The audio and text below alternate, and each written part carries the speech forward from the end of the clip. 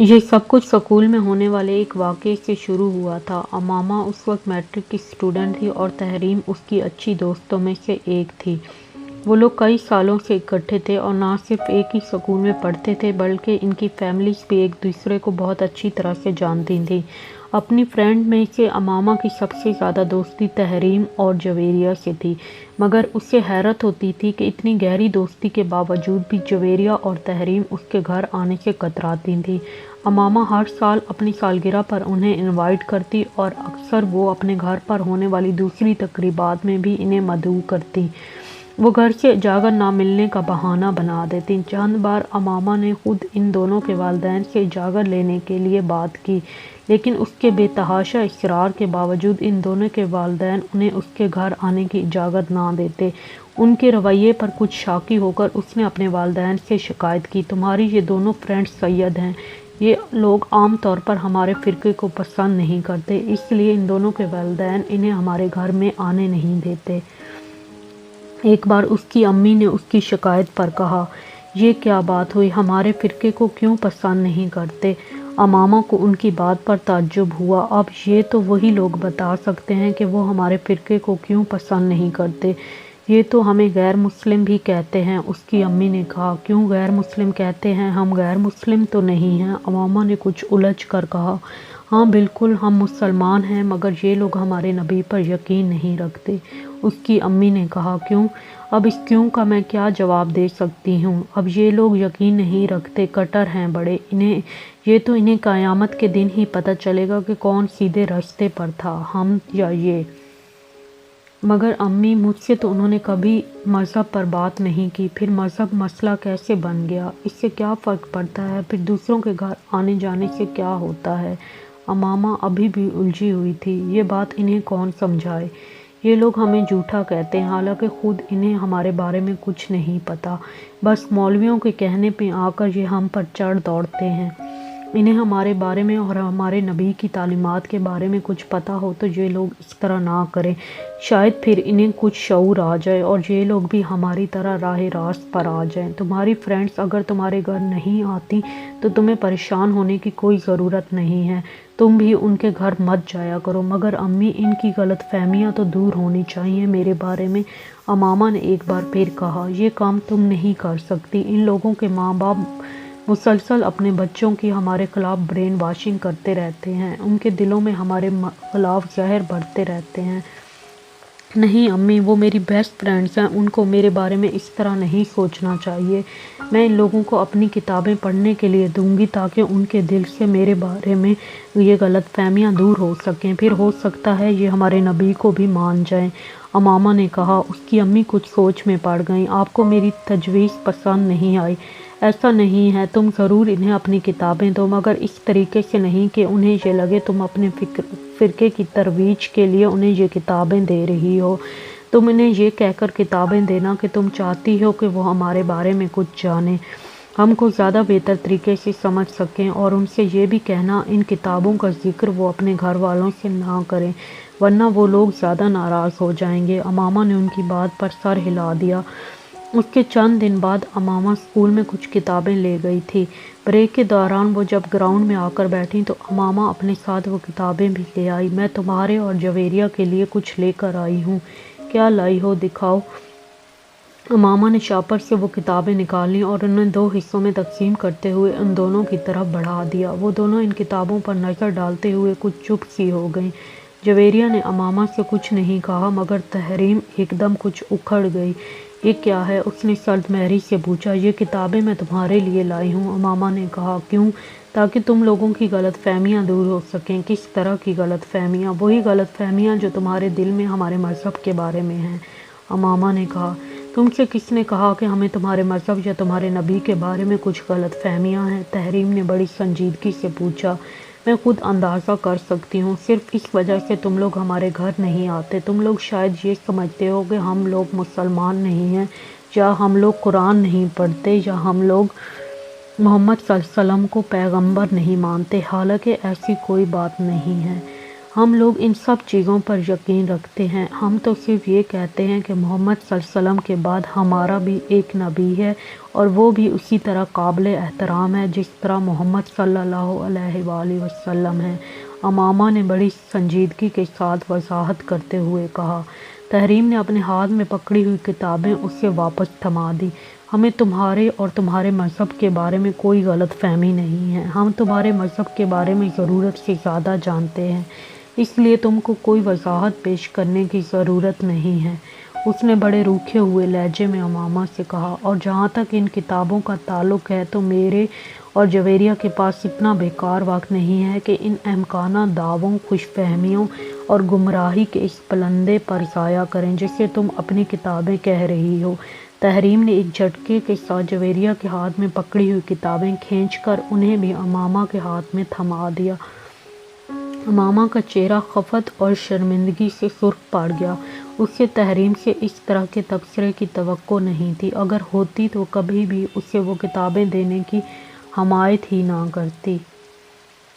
اور جہاں تک اس احترام کا تعلق ہے تو اس نبی میں جس پر نبوت کا نزول ہوتا ہے اور اس نبی میں جو خود بخود نبی ہونے کی خوش فہمی میں مبتلا ہو جاتا ہے، زمین اور آسمان کا فرق ہے۔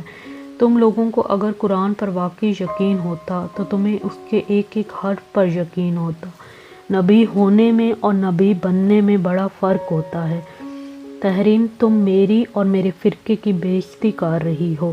امامہ نے آنکھوں میں امٹتے ہوئے آنسوؤں کے ساتھ کہا، میں کسی کی بے عزتی نہیں کر رہی، میں صرف حقیقت بیان کر رہی ہوں، اور اگر تمہیں بے عزتی لگتی ہے تو میں اس کے بارے میں کچھ نہیں کر سکتی۔ تحریم نے دو ٹوک انداز میں کہا، روزہ رکھنے اور بھوکا رہنے میں بڑا فرق ہوتا ہے، قرآن پڑھنے اور اس پر ایمان لانے میں بڑا فرق ہوتا ہے۔ بہت سارے عیسائی اور ہندو بھی اسلام کے بارے میں جاننے کے لیے قرآن پاک پڑھتے ہیں، تو کیا انہیں مسلمان مان لیا جاتا ہے؟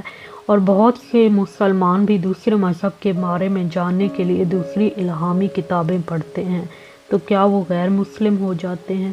اور تم لوگ اگر حضرت محمد صلی اللہ علیہ وآلہ وسلم کو پیغمبر مانتے ہو تو کوئی احسان نہیں کرتے، تم ان کی نبوت کو جھٹلاؤ گے تو کیا جھٹلاؤ گے؟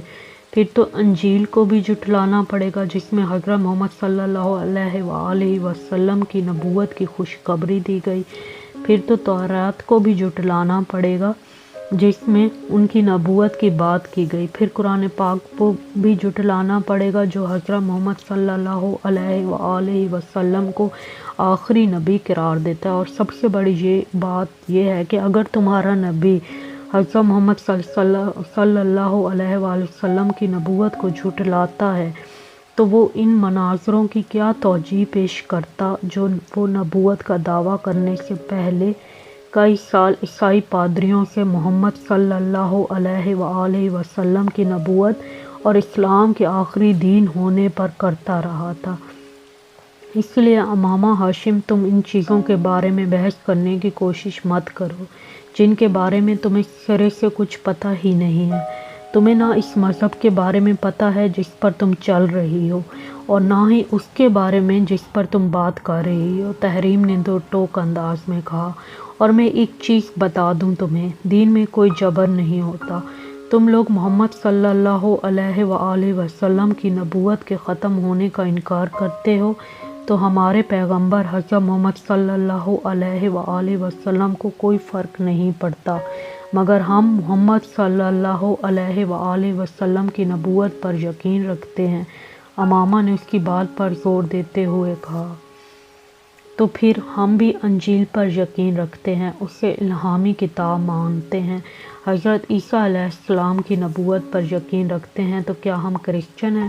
اور ہم تو حضرت موسیٰ علیہ السلام اور حضرت داؤد علیہ السلام کی نبوت پر بھی یقین رکھتے ہیں، تو کیا پھر ہم یہودی ہیں؟ تحریم نے کچھ تمسخر سے کہا، لیکن ہمارا دین اسلام ہے کیونکہ ہم محمد صلی اللہ علیہ وآلہ وسلم کے پیروکار ہیں، اور ہم ان پیغمبروں پر یقین رکھنے کے باوجود نہ عیسائیت کا حصہ ہیں نہ یہودیت کا، بالکل اس طرح تم لوگوں کا نبی ہے کیونکہ تم اس کے پیروکار ہو۔ ویسے تم لوگ تو ہمیں بھی مسلمان نہیں سمجھتے۔ ابھی تم اصرار کر رہی ہو کہ تم اسلام کا ایک فرقہ ہو، جبکہ تمہارے نبی اور اس کے بعد آنے والی تمہاری جماعت کے تمام لیڈرز کا دعویٰ ہے کہ جو مرزا کی نبوت پر یقین نہیں رکھتا وہ مسلمان ہی نہیں ہے۔ تو اسلام سے تو تم لوگ تمام مسلمانوں کو پہلے ہی خارج کر چکے ہو۔ ایسا کچھ بھی نہیں ہے، میں نے ایسا کب کہا ہے؟ امامہ نے قدرے لڑکھڑاتے ہوئے لہجے میں کہا۔ تو پھر تم اپنے والد سے ذرا اس معاملے کو ڈسکس کرو، وہ تمہیں خاصا اپ ٹو ڈیٹ انفارمیشن دیں گے اس بارے میں۔ تمہارے مذہب کے خاصے سرکردہ رہنما ہیں وہ، تحریم نے کہا، اور یہ جو کتابیں تم ہمیں پیش کر رہی ہو انہیں خود پڑھو۔ تم نے نہیں پڑھا ہوگا ورنہ تمہیں پتہ ہوتا ان سرکردہ رہنماؤں کے بارے میں۔ جویریہ تحریم کی ساری گفتگو کے دوران خاموش رہی تھی، وہ صرف کن اکھیوں سے امامہ کو دیکھتی رہی تھی۔ اللہ تعالیٰ کہتا ہے کہ محمد صلی اللہ علیہ وآلہ وسلم اس کے آخری نبی ہیں، اور میرے پیغمبر حضرت محمد صلی اللہ علیہ وسلم اس پر گواہی دیتے ہیں کہ وہ اللہ کے آخری نبی ہیں، اور میری کتاب مجھ تک یہ دونوں باتیں بہت واضح اور دو ٹوک انداز میں پہنچا دیتی ہے۔ تو پھر مجھے کسی اور شخص کے ثبوت اور اعلان کی ضرورت نہیں ہے، سمجھی؟ تحریم نے اپنے ایک ایک لفظ پر زور دیتے ہوئے کہا۔ بہتر ہے تم مذہب کو یا ہمارے مذہب کو زیر بحث لانے کی کوشش نہ کرو۔ اتنے سالوں سے دوستی چل رہی ہے، چلنے دو۔ جہاں تک تمہارے گھر نہ آنے کا تعلق ہے تو ہاں، یہ بالکل ٹھیک ہے کہ میرے والدین کو تمہارا گھر آنا پسند نہیں۔ یہاں سکول میں تم سے دوستی اور بات ہے، بہت سے لوگوں سے دوستی ہو جاتی ہے۔ ہماری اور دوستی میں عام طور پر مذہب آڑے نہیں آتا، لیکن گھر میں آنا جانا کچھ مختلف چیز ہے۔ انہیں شاید میری کسی عیسائی یا یہودی یا ہندو دوست کے گھر جانے پر اعتراض نہ ہو، لیکن تمہارے گھر جانے پر ہے، کیونکہ وہ لوگ اپنے مذہب کو مانتے ہیں، وہ اپنے آپ کو مسلمان نہیں کہتے۔ جس مذہب سے تعلق ہوتا ہے وہی بتاتے ہیں۔ اور یہ بھی حقیقت ہے کہ جتنا تم لوگوں کو ناپسند کیا جاتا ہے اتنا ان لوگوں کو نہیں کیا جاتا، کیونکہ تم لوگ صرف پیسے کے حصول اور اچھے مستقبل کے لیے یہ نیا مذہب اختیار کر کے ہمارے دین میں گھسنے کی کوشش کر رہے ہو، مگر کرسچن، ہندو یا یہودی ایسا نہیں کرتے۔ امامہ نے بے اختیار اسے ٹوکا۔ کس پیسے کی بات کر رہی ہو تم ہماری فیملی کو جانتی ہو، ہم لوگ شروع سے ہی بہت امیر ہیں، ہمیں کون سا روپیہ مل رہا ہے اس مذہب پر رہنے کے لیے؟ ہاں، تم لوگ اب بڑے خوشحال ہو، مگر شروع سے تو ایسے نہیں تھے۔ تمہارے دادا مسلمان تھے مگر غریب آدمی تھے، وہ کاشتکاری کیا کرتے تھے اور ایک چھوٹے کاشتکار تھے۔ ربوہ سے کچھ فاصلے پر ان کی تھوڑی بہت زمین تھی، پھر تمہارے تایا نے اپنے کسی دوست کے توسط سے وہاں جانا شروع کیا اور یہ مذہب اختیار کر لیا اور بے تحاشا امیر ہو گئے، کیونکہ انہیں وہاں سے بہت زیادہ پیسہ ملا، اور پھر آہستہ آہستہ تمہارے والد اور تمہارے چچا بھی اپنا مذہب بدل لیا۔ پھر تم لوگوں کا خاندان اس ملک کے متمول ترین خاندانوں میں شمار ہونے لگا، اور یہ کام کرنے والے لوگ واحد تم نہیں ہو۔ زیادہ تر اسی طریقے سے لوگوں کو اس مذہب کا پیروکار بنایا جا رہا ہے۔ امامہ نے کچھ بھڑکتے ہوئے اس کی بات کو کاٹا۔ تم جھوٹ بول رہی ہو، تمہیں یقین نہیں آ رہا تو تم اپنے گھر والوں سے پوچھ لینا کہ اس قدر دولت ان کے پاس کس طرح سے آئی ہے، اور تمہارے والد اس مذہب کی تبلیغ کرتے ہیں، ہر سال لاکھوں ڈالر آتے ہیں انہیں غیر ملکی NGO سے۔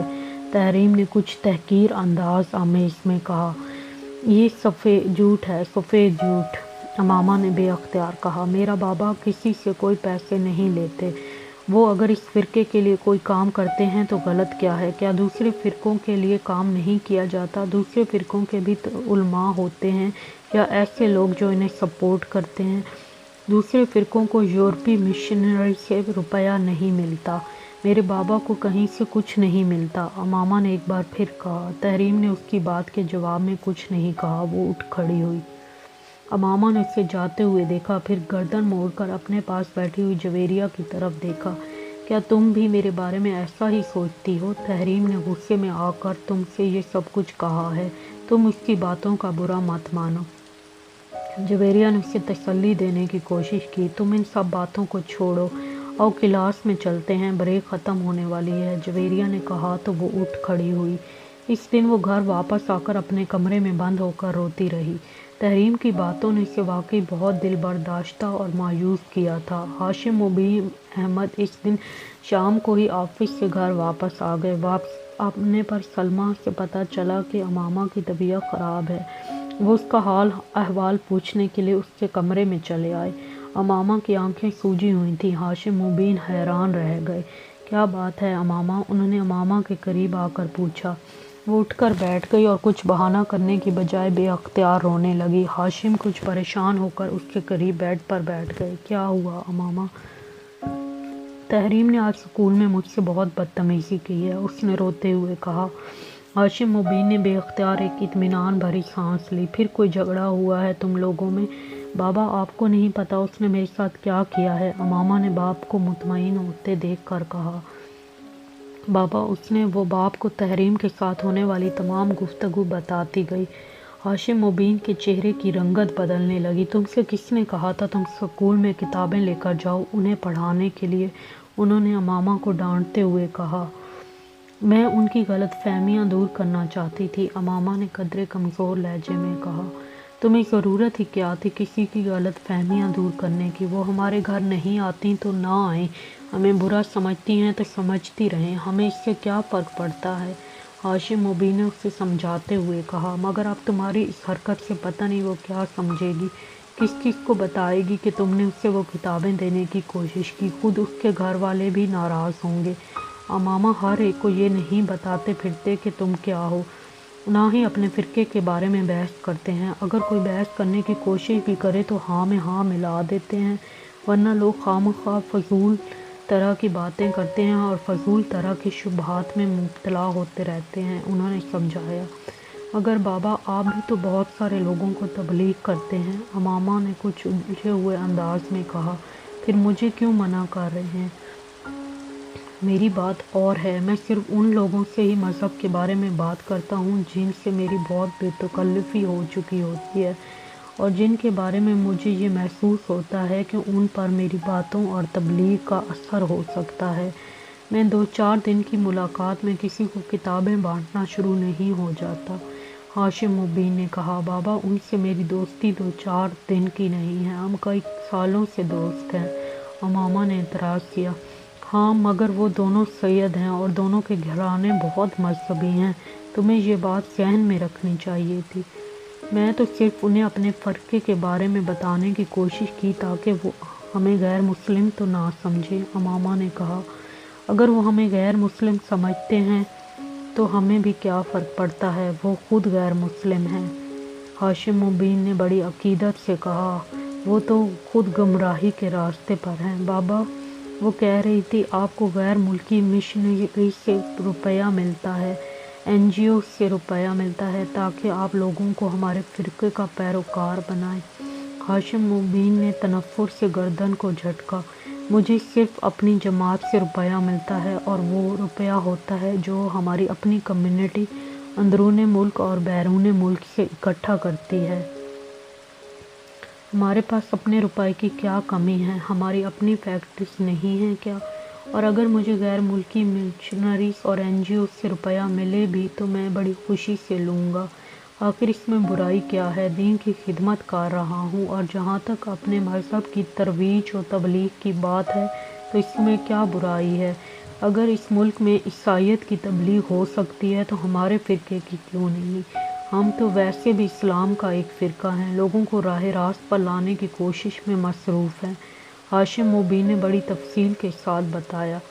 مگر تم لوگوں سے اس معاملے پر بات نہ کیا کرو، اس بحث مباحثے کا کوئی فائدہ نہیں ہوتا، ابھی ہم لوگ اقلیت میں ہیں، جب اکثریت میں ہو جائیں گے پھر اس طرح کے لوگ اتنی بے خوفی کے ساتھ اس طرح بڑھ بڑھ کر بات نہیں کر سکیں گے، پھر وہ اس طرح ہماری تذلیل کرتے ہوئے ڈریں گے، مگر فی الحال ایسے لوگوں کے منہ نہیں لگنا چاہیے۔ بابا آئین میں ہمیں اقلیت اور غیر مسلم کیوں قرار دیا گیا ہے؟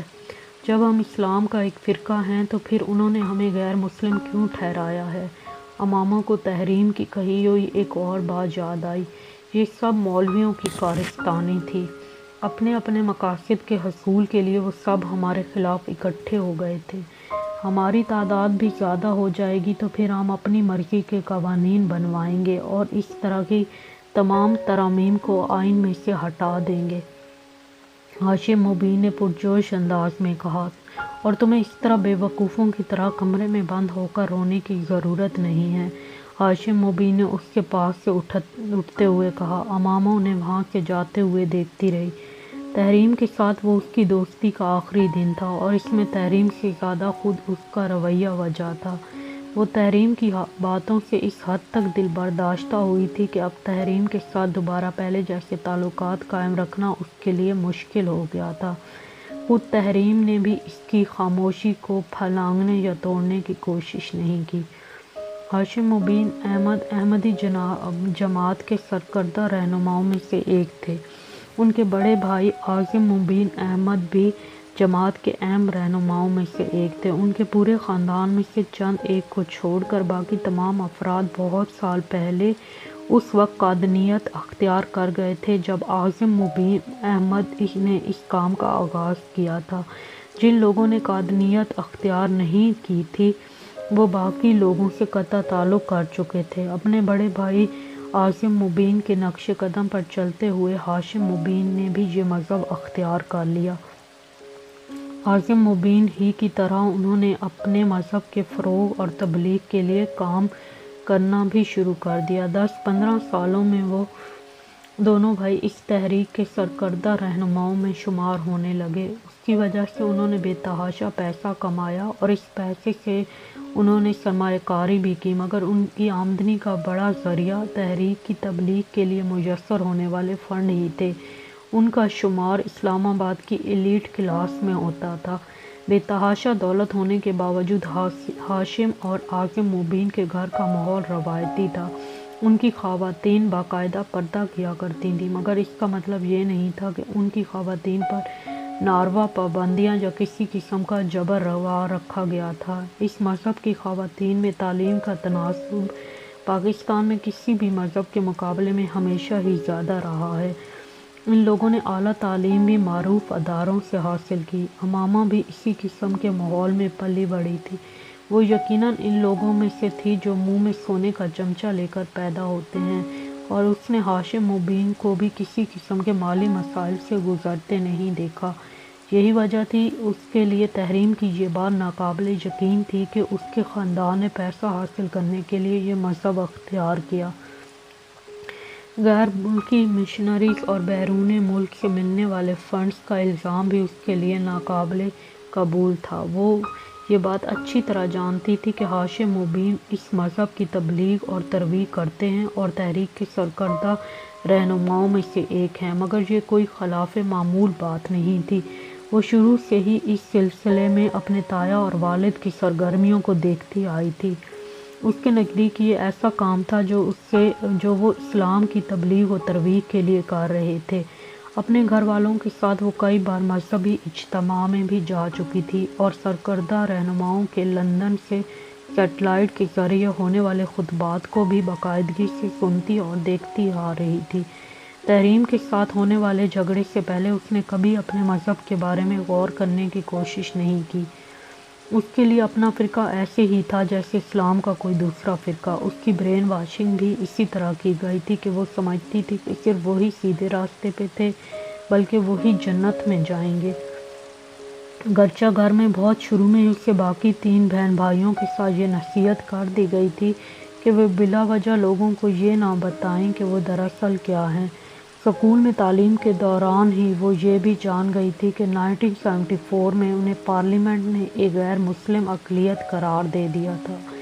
وہ سمجھتی تھی کہ یہ مذہبی داؤ میں آ کر کیا جانے والا ایک سیاسی فیصلہ ہے، مگر تحریم کے ساتھ ہونے والے جھگڑے نے اسے اپنے مذہب کے بارے میں غور کرنے اور سوچنے پر مجبور کر دیا تھا۔